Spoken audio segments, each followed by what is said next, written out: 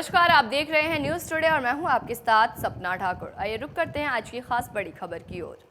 UNSC में America द्वारा लाए गए गाजा सीज फायर प्रस्ताव के पास होने के बाद से ही सबकी निगाहें हमास के जवाब पर टिकी हुई थी। अमेरिका के विदेश मंत्री एंटनी ब्लिंकन ने सीज फायर प्रस्ताव पर कहा था कि दुनिया को हमास के ऊपर दबाव बनाना चाहिए कि वो प्रस्ताव को स्वीकार करे। हालांकि हमास ने यूएनएससी में प्रस्ताव पास होने के बाद शुरुआती प्रतिक्रिया देते हुए इसका स्वागत किया था। मंगलवार को हमास ने प्रस्ताव पर जवाब देते हुए इसमें कुछ संशोधनों की मांग की है।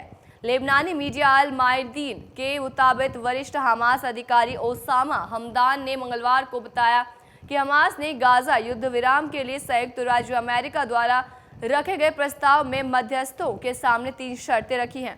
हमदान ने यह भी कहा कि प्रस्ताव सीज फायर के लिए है, लेकिन उसमें यह नहीं बताया गया कि युद्ध विराम अस्थायी होगा या स्थायी।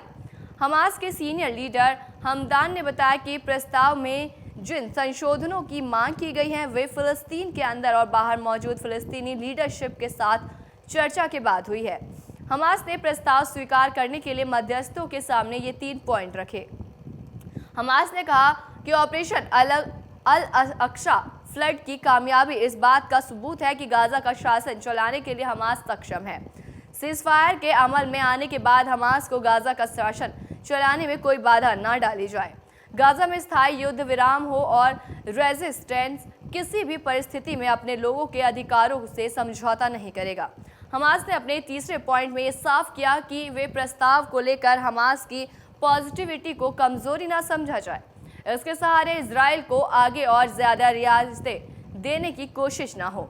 हमदान ने अल मयादीन से कहा, हमारा जवाब आज भी पहले वाला ही है, पूर्ण युद्ध विराम और गाजा से इजराइल सेना की पूरी तरह वापसी।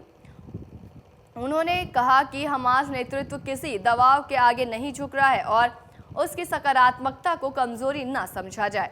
हमदान ने अमेरिका के रुख के बारे में बात करते हुए कहा कि अमेरिका और इजराइल की स्थिति एक जैसी है।